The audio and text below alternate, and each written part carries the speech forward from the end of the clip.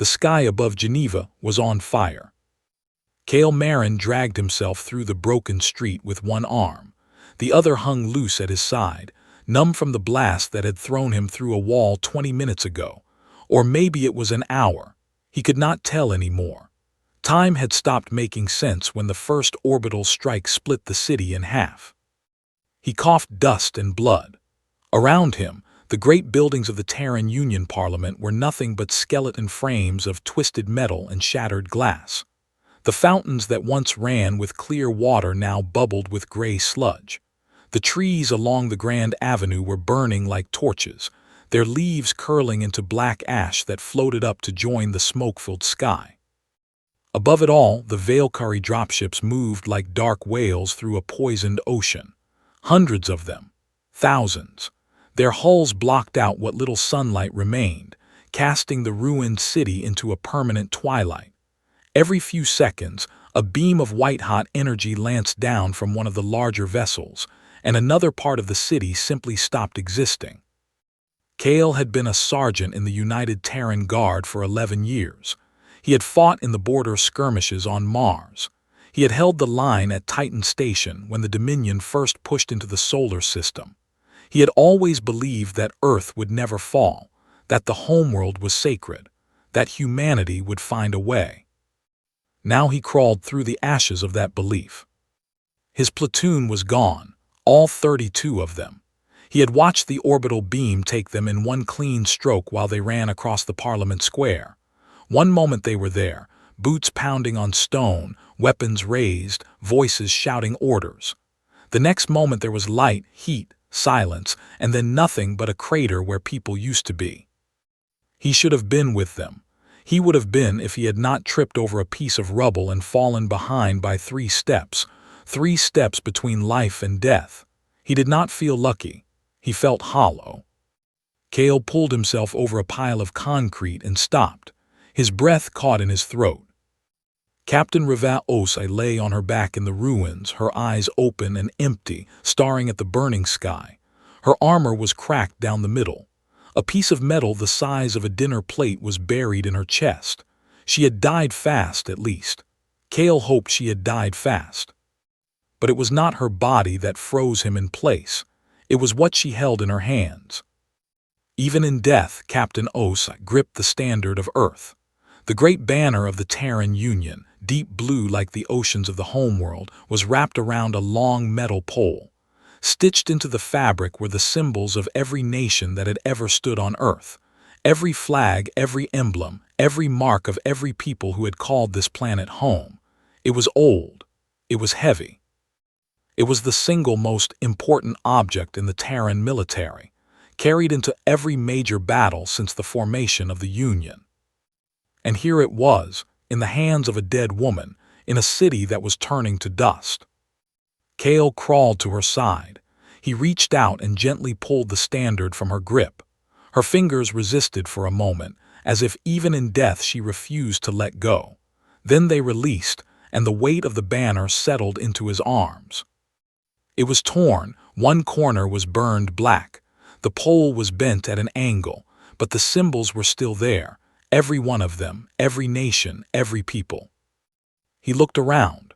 There was a broken antenna mast sticking out of the rubble nearby, a twisted piece of metal that had once been part of a communications tower. Cale dragged himself to it, pulling the standard behind him.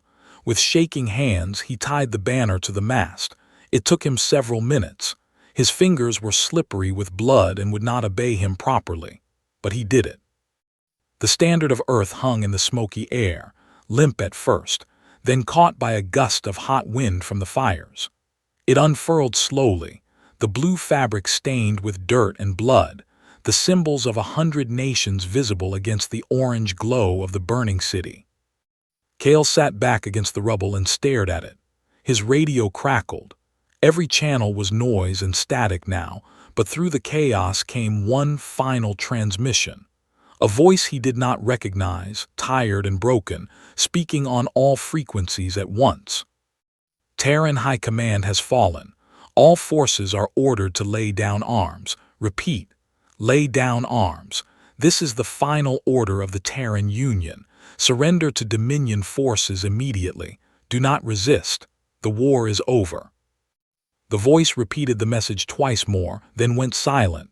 The static returned. Kale looked at the standard. He looked at the sky full of alien ships. He looked at the ruins of everything humanity had built over thousands of years. He did not lay down his arms. He reached for his radio and switched it to an open broadcast frequency. He did not know if anyone would hear him. He did not know if anyone was left to listen. But the channel was open, and that was enough. "This is Sergeant Kale Marin," he said. His voice was rough and barely above a whisper. "United Terran Guard, 9th Division. I am in Geneva. The standard of Earth is raised." He paused. Somewhere in the distance, an explosion shook the ground. Dust rained down from the ruined buildings around him. "Earth still stands," he said. 3 words, simple and quiet, spoken by a bleeding man sitting alone in the wreckage of his world. They went out on an open frequency, bouncing off broken satellites and damaged relay stations, traveling outward in all directions at the speed of light. Most of the human survivors who heard those words were huddled in basements and tunnels, waiting for the end. Some of them wept when they heard it. Some of them picked up weapons they had already put down. But the transmission did not stop at Earth.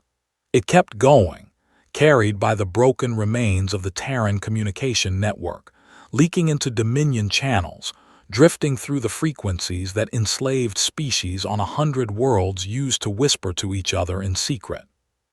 On a mining colony in the Outer Reach, a group of Ilvari scholars heard the words and translated them into their own language. On a factory world near the galactic core, a Gorath slave soldier scratched the words into the wall of his cell with a piece of broken stone. 3 words, from a man who had nothing left except a torn flag and a voice. And across the galaxy, in the dark places where hope had been crushed for generations, something small and dangerous began to grow. Not a plan, not a strategy, just the simple, stubborn knowledge that somewhere, someone was still standing. The Valkyrie Dominion had conquered a planet that day, but they had failed to conquer the idea that refused to die with it. And in time, they would learn the price of that failure. Kale Marin sat beneath the standard and waited for whatever came next. He was alone. He was broken. But the flag was up and the words were spoken, and nothing in the universe could take that back. 6 months passed, and the Dominion learned that a conquered world was not the same as a quiet one. Kale moved like a ghost through the bones of what Earth used to be. He never stayed in one place for more than 2 nights. He slept in collapsed subway tunnels, in the basements of burned hospitals, inside the rusted shells of tanks that had been left to rot in the mud. He ate whatever he could find, and some days he found nothing at all. But he was not alone anymore. Dr. Luritan had found him first.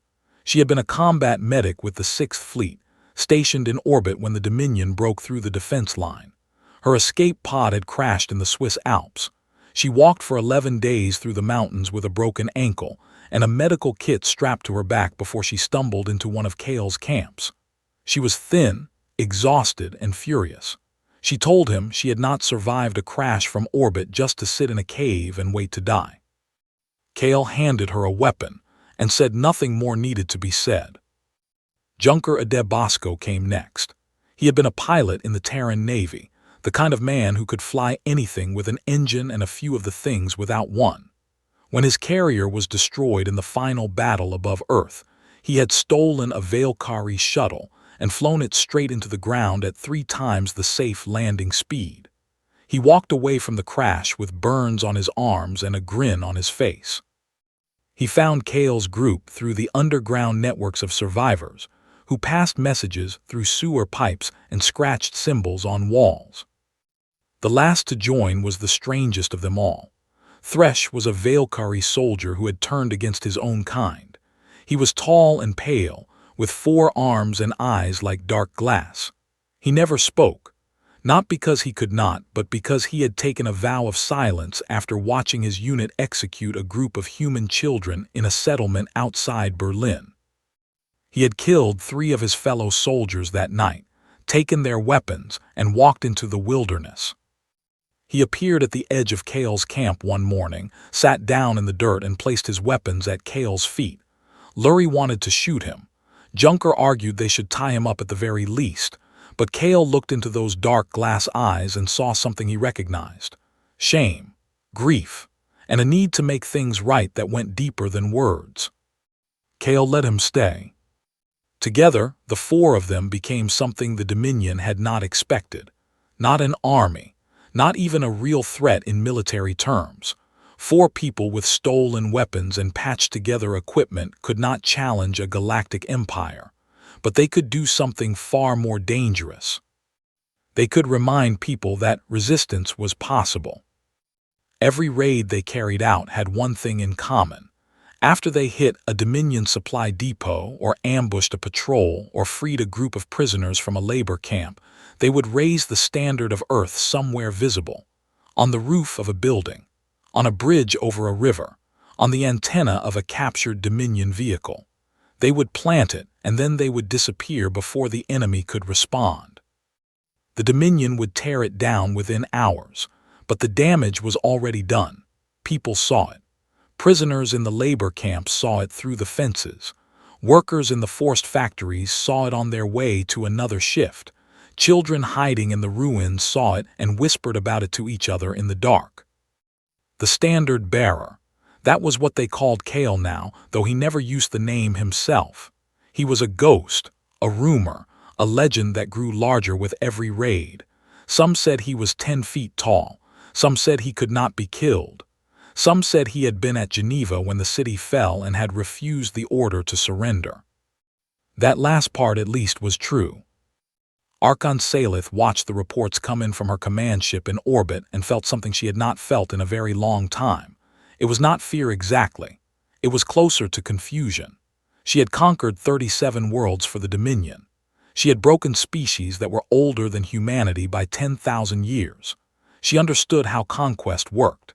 You destroy the military, you control the resources, you break the will of the population, and in one generation they forget they were ever free. But these humans would not break. She stared at the image on her display. Another flag, this one planted on the ruins of a Dominion checkpoint outside London.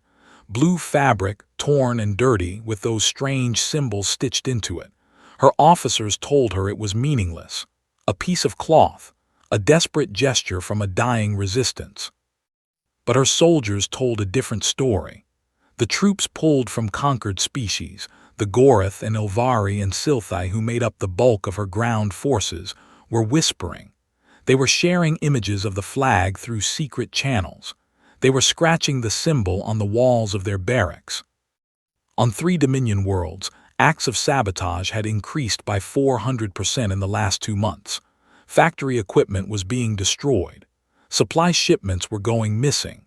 Guards were found dead at their posts with no explanation. And on every wall, in every tunnel, scratched into every surface, the same words appeared in a dozen different languages. Earth still stands. Salith closed her display and sat in silence. She had not expected this. The flag was just cloth. The man was just a soldier. But the idea they carried was spreading like a fire through dry grass, and she was beginning to understand that she could not stamp it out simply by hunting one man. On the surface below, Kale sat in a ruined church and read the intercepted intelligence reports that Thresh had pulled from a captured Dominion data pad. He read about the sabotage. He read about the whispers. He read about the fear that was spreading through the ranks of the Dominion military. He held the standard in his hands and looked at the symbols stitched into the fabric, the flags of Earth, the marks of his people. But the people fighting back now were not all human. Kale understood something in that moment that changed everything. The standard had grown beyond him, beyond Earth, beyond humanity. It had become something bigger, a proof that resistance was not foolish, that standing up was not pointless, that one voice saying no could echo across the stars. He folded the banner carefully and placed it in his pack. Then he looked at his team. These three broken people who had chosen to fight when fighting seemed like madness. "We need to go off-world," he said. Lurie stared at him. Junker leaned forward with interest. Thresh simply nodded. "The Dominion isn't just holding Earth," Kale continued. "They are holding 100 worlds, and on every one of those worlds there are people who want to be free. They just need someone to show them it is possible." He looked at the church ceiling, broken open to the gray sky above. "We showed Earth, now we show everyone else." Junker grinned the way he always grinned before doing something incredibly dangerous. Lurie checked her medical kit and said nothing, which was her way of saying yes. Thresh stood and picked up his weapons. The standard bearer was leaving Earth, and the war that the Dominion thought was over was about to become something much larger than they had ever imagined. The asteroid station called Cradle was ugly. There was no other word for it.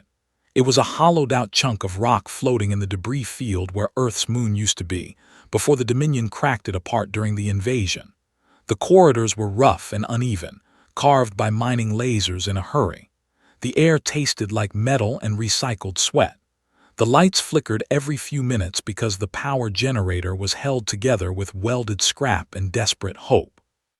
But it was hidden, and right now hidden was all that mattered. Kale stepped off the transport ship and into the main docking bay, his boots clanging on the steel floor.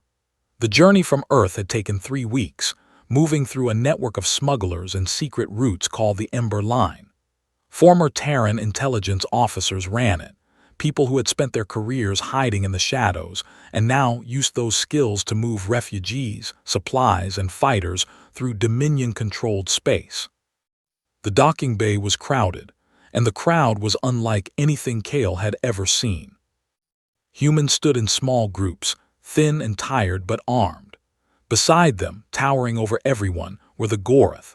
They were massive beings with skin like rough gray stone and arms as thick as tree trunks.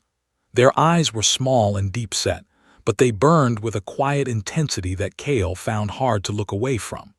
The Dominion had forced them into slave soldier battalions for generations, using their incredible strength to fight wars they had no part in.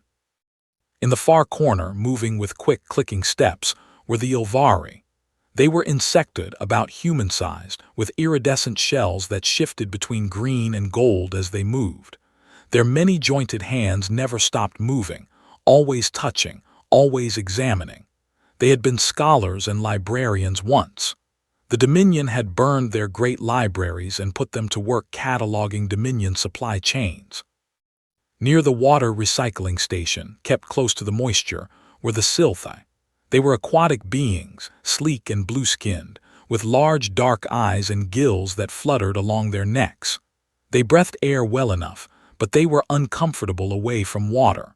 Their homeworld had been drained by the Dominion, its oceans pumped dry to fuel industrial processes on distant factory worlds. And there were 2 more species Kale had not expected. The Dreven, small and fox-like, with nimble fingers and sharp minds, who had once been the finest engineers in their sector before the Dominion reduced them to maintenance workers. And the Veldani, tall and willowy, with skin like pale bark and voices that hummed with natural harmonics, who had been artists and musicians before the Dominion silenced them. 6 species, 6 histories of loss, 6 reasons to fight. And none of them trusted each other. Kale learned this quickly. The first meeting in Cradle's central chamber was a disaster. The Gorath accused the Ylvari of collaborating with the Dominion during the conquest of their world. The Ylvari pointed out that Gorath slave soldiers had been used to invade Sylthi territory. The Sylthi blamed everyone for standing by while their oceans were drained. The Dreven kept their distance from everyone, whispering among themselves. The Veldani simply stood in silence and watched with sad, ancient eyes. Old wounds, old hatreds, exactly what the Dominion counted on. Keep the conquered fighting among themselves, and they would never unite against their conquerors. Kale stood at the center of the chamber, listening to the arguments grow louder. Lurie stood beside him, her face grim. Junker leaned against a wall, arms folded, watching the chaos with a look that said he had seen bar fights with better organization. Thresh stood behind Kale like a silent shadow, his four arms crossed, his dark eyes moving from speaker to speaker. Finally, when the shouting reached a point where nothing could be heard over the noise, Kale stepped forward and raised his hand. He did not shout. He simply stood there with his hand raised, waiting. One by one, the voices fell silent, not because Kale commanded authority by rank or title. He had no rank here, no title. He was just a man who had carried a flag through the ruins of his world, but something about the quiet patience in his face, the steadiness in his eyes, made people stop and listen. "You are all right," Kale said. His voice was calm and even. "Every accusation you have made is true. The Gorath did fight as slave soldiers against the Silthi. The Ilvari did catalog Dominion supplies. And humans," he paused. "Humans watched other species fall to the Dominion for decades before it came for us. We told ourselves it was not our problem. We were wrong." The chamber was silent. "I'm not standing here to tell you that humanity is better than anyone else in this room. We are not.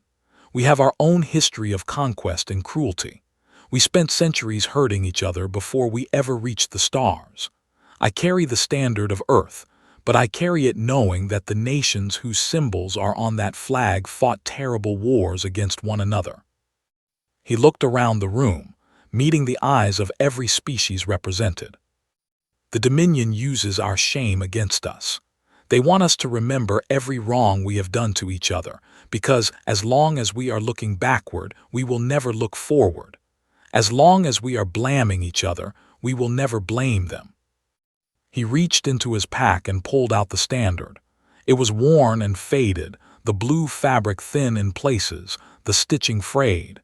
He held it up so everyone could see it. "This flag does not mean that humans are special. It means that someone stood up. That is all. Someone refused to kneel. And now you are here, which means you have refused to kneel too." He laid the standard on the table in the center of the room. "I want to add your symbols to this banner, every species in this room, not because I want you to fight for Earth. I want you to fight for yourselves. But I want us to fight together, because alone we are just scattered pieces of broken worlds, and together we are something the Dominion has never faced before." The silence stretched on. Kale could hear the hum of the station's generator, the drip of water somewhere in the walls, the quiet breathing of 100 beings from 6 different worlds. The Gorath leader spoke first. Her name was Braca, and her voice sounded like stones grinding together. "My people have been weapons for the Dominion for 4 generations. We have forgotten what it means to fight for ourselves." "Then remember," Kale said simply.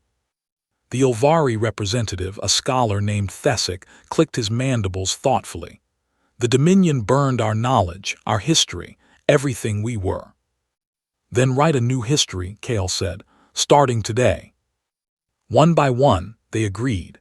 Not with grand speeches or dramatic gestures, with small nods, with quiet words in their own languages, with the slow, careful understanding that this was either the bravest thing they had ever done or the most foolish, and that perhaps there was no difference between the two. They called it the Accord of Cradle. Over the next 3 days, the representatives of each species brought forward their sigils, their symbols, the marks that meant home and identity and belonging. Lurie stitched them into the standard with careful hands, placing each one beside the flags of Earth. When it was finished, the banner was heavier than before, but it felt right. It felt complete in a way it never had when it carried only human symbols. Kale held it up in the central chamber, and for the first time, every species in Cradle cheered together.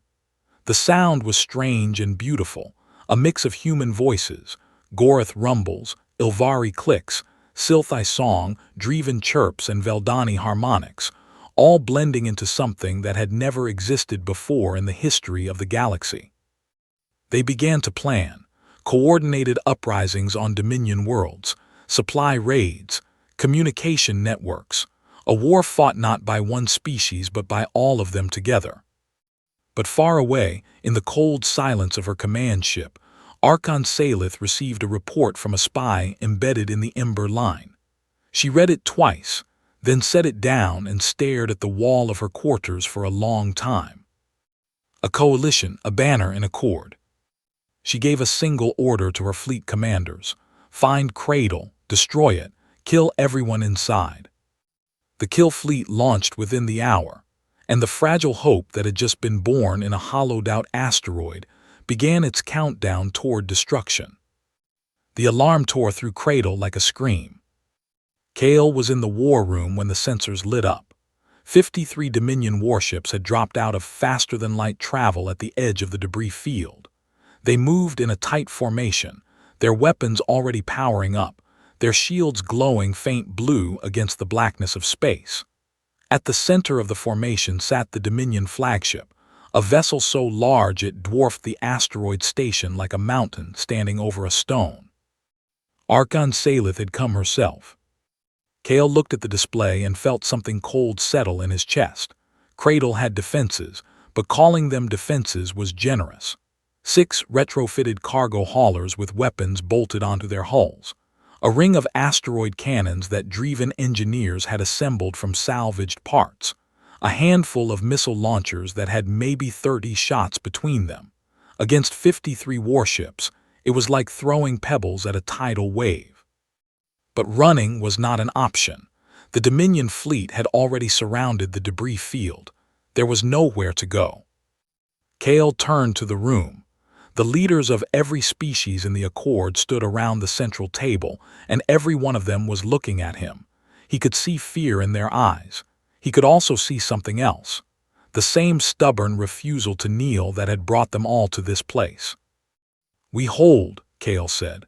"We hold long enough for the uprisings to begin. The signal has already been sent to every resistance cell on every Dominion world. If we can survive long enough for those fires to catch, it will not matter what happens here." No one argued. There was nothing to argue about. They all understood what this was. Braca, the Goroth leader, slammed her stone fist against the table, cracking its surface.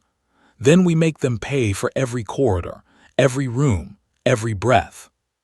The battle began 20 minutes later. The Dominion fleet opened fire from range, pouring energy beams into the asteroid. Cradle shook like a living thing. Dust and rock rained from the ceilings. Power conduits exploded in showers of sparks. The outer sections of the station began to crack and vent atmosphere into space. The cargo haulers flew out to meet the fleet. It was a hopeless fight, but the pilots were volunteers, every one of them, and they flew with a fury that surprised even the Dominion gunners. 2 haulers were destroyed in the first minute. A third rammed itself into a Dominion destroyer, breaking the smaller warship in half. The remaining haulers wove through the debris field, using the floating chunks of the dead moon as cover, drawing fire away from the station. Junker Adair was in the cockpit of the fastest hauler, a battered freighter he had named Last Dance. He flew like a man who had already made peace with dying and found it freed him to do impossible things. He slipped between 2 Dominion cruisers so close their shields almost touched his hull, then turned and fired his weapons directly into the exhaust ports of a third. The cruiser's engines exploded, sending it spinning into its neighbor. But the flagship was the real target. Its shield array was what held the fleet's formation together, projecting a defensive network that linked every ship. Take it down, and the fleet would have to fight as individual vessels instead of one coordinated weapon. Junker pointed Last Dance at the flagship and opened the throttle to maximum. The little freighter shot forward like a bullet. Dominion guns tracked him, beams of light cutting through space around him, but he was too fast and too unpredictable. He rolled, dived, twisted, and then at the last possible second, he fired every weapon he had directly into the flagship's shield generators. The explosion was massive. The shield array shattered, and the protective network across the fleet flickered and died. For the first time, every Dominion ship was exposed. But the blast caught Last Dance too. The freighter tumbled end over end, burning, breaking apart, spinning away into the debris field until it vanished from sensors. Kale saw the signal disappear from the display. He closed his eyes for 1 second. Then he opened them and kept fighting. Without the shield network, the Dominion fleet had to close in and board the station directly. Dropships launched from every warship, carrying thousands of Dominion soldiers toward Cradle's docking bays. This was where the Accord showed what it could do. The Ilvari had spent 3 days before the battle planting themselves inside Cradle's computer systems. When the first wave of boarding parties arrived, they found the station's doors opening and closing at random, trapping squads in sealed corridors. Internal defense turrets that the Dominion had believed were disabled came alive and fired into their ranks. Navigation data fed to the boarding parties was wrong, sending them in circles through empty sections, while the real defenders waited elsewhere. The Gorath held the main corridors. They stood shoulder to shoulder in lines of living stone, their massive bodies filling the passageways completely. Dominion soldiers fired energy weapons at them, and the beams scorched their thick skin but did not bring them down. The Gorath swung their heavy weapons with devastating force, clearing entire squads with single blows. Behind them, Dreven engineers sealed bulkheads and rerouted power to the interior defenses. When the Dominion tried to flank through the lower levels, they found them flooded. The Sylthi had broken the water recycling system deliberately, filling the lower corridors with knee-deep water. For the aquatic Sylthi, this was home. They moved through the dark water with terrifying speed, pulling Dominion soldiers beneath the surface before they could even scream. And the humans did what they always did. They adapted. They improvised. When the weapons ran dry, they used tools. When the tools broke, they used their hands. When corridors collapsed, they found new paths through the wreckage. They fought with a kind of desperate creativity that the Dominion had never seen, turning every piece of the broken station into a weapon. But the numbers were overwhelming, and inch by inch, the defenders were pushed back toward the station's core. It was then that Thresh did something no one expected. The silent Veilcurry deserter walked to the station's communication array, which the Ilvari had kept operational throughout the battle. He sat down at the console, and for the first time since he had joined Kale's team, he opened his mouth and spoke. His voice went out on all Dominion military frequencies, speaking in the Veilcurry language. He spoke to the soldiers of conquered species who served in the Dominion fleet against their will. He told them what he had seen. He told them about the Accord. He told them that the people on this station were fighting for every world the Dominion had taken, including theirs. He told them they had a choice. For a long moment, nothing happened. Then, on the tactical display, Kale watched in disbelief as ship after ship in the Dominion fleet broke formation. Gorath crew members seized control of their vessels. Ilvari navigators changed course. Sylthi engineers shut down weapons systems from the inside. 12 ships turned against the fleet, and suddenly the Dominion was fighting a civil war in its own ranks. The chaos bought time, but Salith was not finished. She boarded Cradle personally, leading her elite guard through the shattered docking bay and into the station's core. Her soldiers were the best the Dominion had, pure-blooded Veilcurry warriors in full battle armor, and they cut through the remaining defenders like a blade through cloth. Kale met her in the central chamber, where the Accord had been born. She was everything he was not. Tall, armored, armed with weapons that could cut through steel. She moved with the grace of someone who had never lost a fight. Her pale eyes burned with cold fury. Kale had a broken rifle, and the standard tied across his back. The fight lasted less than a minute. Salith shattered his weapon with one strike. She hit him twice in the chest, and he felt ribs crack like dry wood. He fell to his knees, gasping, blood running from his mouth. She reached down and tore the standard from his back. She held it up, the banner of the Accord, the symbols of 7 species stitched together on blue fabric, and she looked at it with contempt. "Cloth," she said, "you built your rebellion on cloth." She activated the energy blade on her gauntlet and held it to the banner. The fabric caught fire instantly, burning from the bottom up.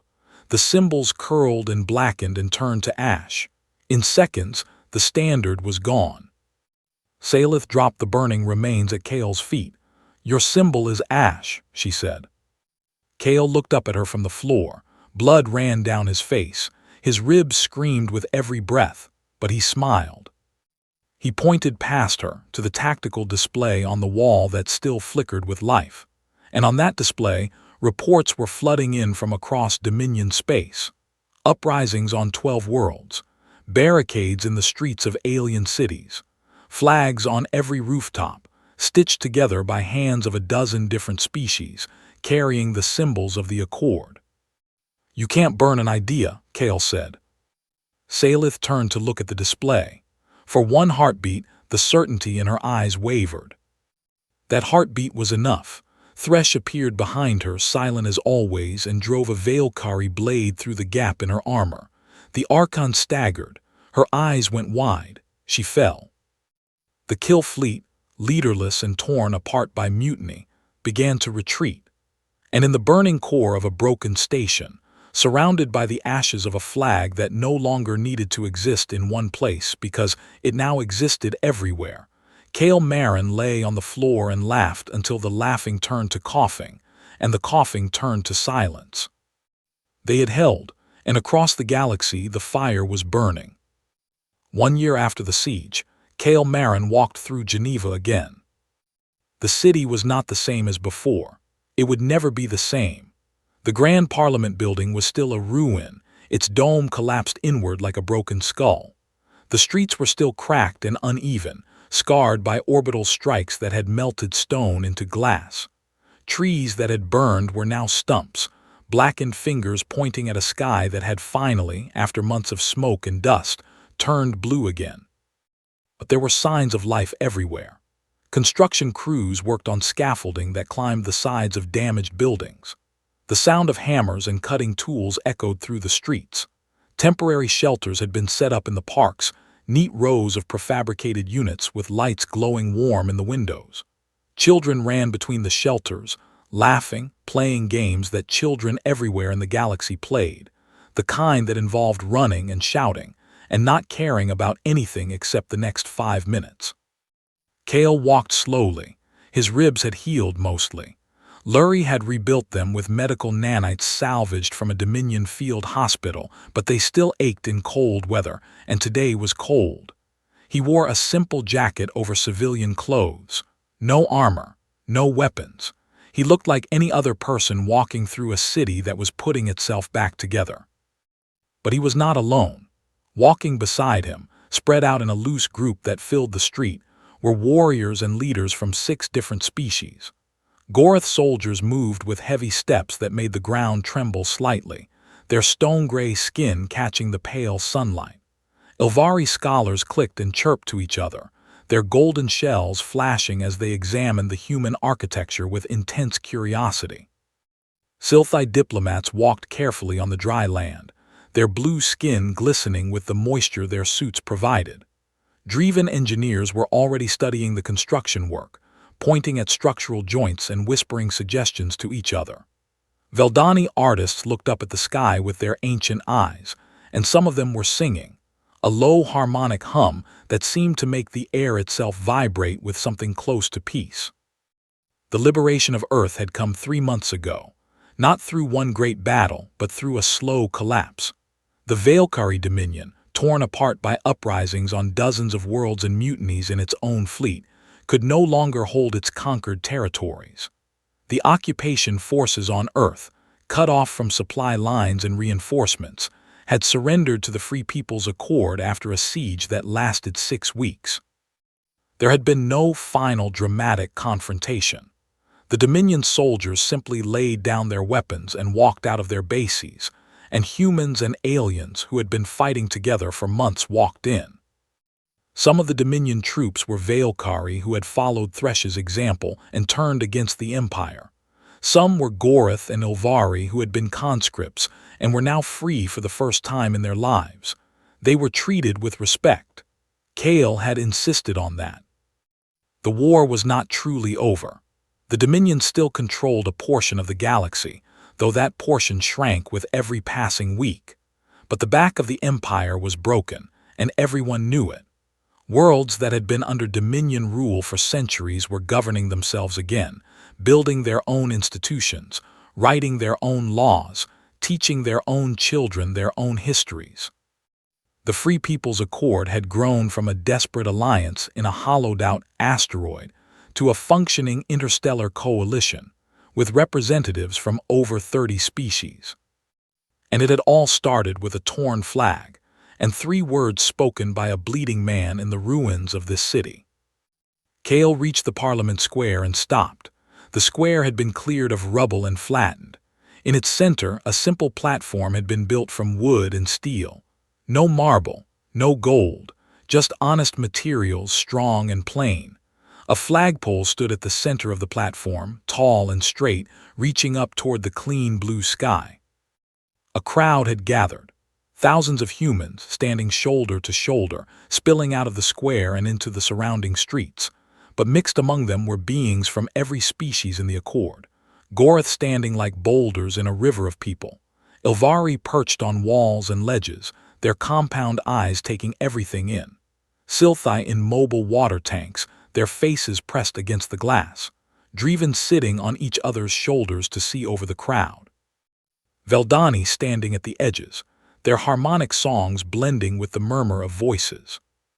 Kale climbed onto the platform and looked out at the crowd. He thought about the day he had first raised the standard.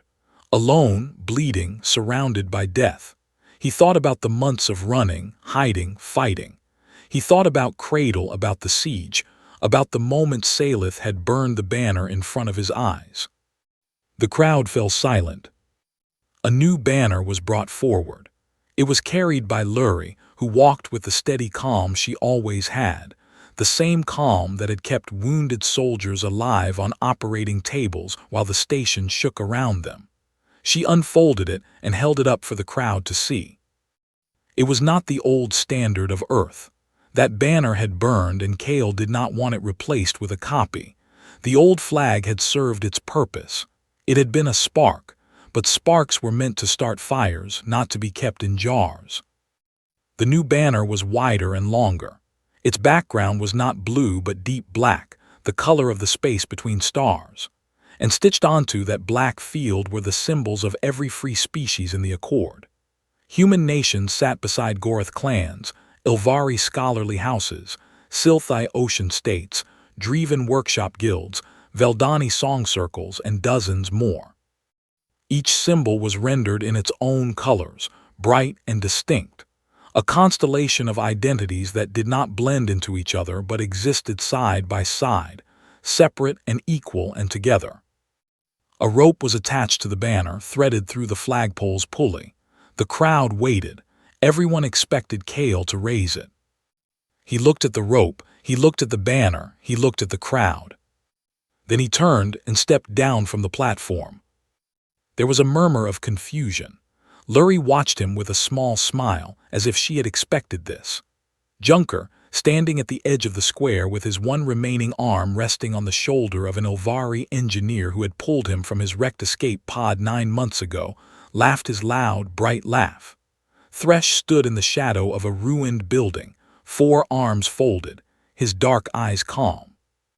Kale walked to the edge of the crowd, where a group of children from the refugee camp stood watching with wide eyes. They were thin and small, wearing clothes that did not quite fit, the children of a war that had taken everything from them. Among them was a girl, maybe 8 years old, with dark hair cut short and a scar on her chin. She had been born after the Dominion invaded. She had never known a world without occupation. Kale knelt in front of her. "What is your name?" he asked. "Myra," she said. He smiled. "Myra, do you see that rope on the platform?" She nodded. "That rope raises a flag, and that flag belongs to everyone who is free and everyone who wants to be free. Do you think you could pull it up for us?" Myra looked at the platform, then at the crowd, then back at Kale. She bit her lip. Then she nodded again, more firmly this time. Kale walked her to the platform and helped her up the steps. The crowd watched in silence. Myra walked to the rope, wrapped her small hands around it and pulled. The banner rose slowly, climbing the pole inch by inch. The black fabric unfolded as it went, the symbols of 30 species catching the light. A gust of wind came from somewhere, as if the planet itself had taken a breath, and the banner spread wide against the sky, snapping and rippling, alive with color. The crowd erupted. Humans cheered. Gorath roared. Ilvari filled the air with rapid clicking that sounded like applause. Silthi pressed their hands against their tanks and sang a high, clear note. Dreven whistled. Veldani harmonized, their voices rising above everything else, turning the noise into something that sounded almost like music. Myra stood on the platform and stared up at the flag she had raised, her mouth open, her eyes wide, and for the first time in her short life, she looked like a child who believed the world might be a good place after all. The broadcast went out to every corner of the galaxy. Every free world, every station, every ship, every hidden camp where people still fought for their freedom, saw the image of a little girl raising a flag that belonged to everyone. Alien historians would later call it the beacon moment, the instant that the galaxy understood something it had been slow to learn. Freedom was not a human invention. Humans had not created the desire to be free. Every species in the galaxy carried it in their bones, in their blood, in whatever substance pumped through their bodies and kept them alive. It was universal. It was ancient. It was unbreakable. But humans, with their stubborn refusal to accept what the universe told them was inevitable, with their irrational insistence on fighting when logic said to surrender, with their strange and beautiful ability to look at a piece of cloth on a pole and see not fabric but meaning, had reminded the galaxy of what it had forgotten. You could always stand up. No matter how hard they pushed you down, you could always stand up. Kale did not stay for the celebration. He walked quietly down a side street, away from the cheering, away from the cameras, away from the history that was being made in his absence. Lurie saw him go and did not follow. She understood. He walked through the rebuilding city, past crews lifting beams and pouring foundations, past children drawing with chalk on newly cleared pavement, past an old man sitting on a bench feeding birds that had somehow survived the end of the world. He carried nothing, no weapon, no flag. His hands were empty, and for the first time in longer than he could remember, they did not ache for something to hold. The Standard did not need a bearer anymore, because now everyone carried it. Kale Marin walked into the afternoon light of a world that was coming back to life, just one more person on a street full of people who had chosen to be free. Above the city, the new banner flew against a clean sky, and the wind carried it outward, as if trying to send it to every star in the galaxy at once. Somewhere, on a world Kale would never visit, a child of a species he would never meet looked up at a flag stitched from scraps and saw the symbols of people who had fought for her freedom before they even knew she existed. She did not know the name Kale Marin. She did not need to. She knew what the flag meant. And that was enough.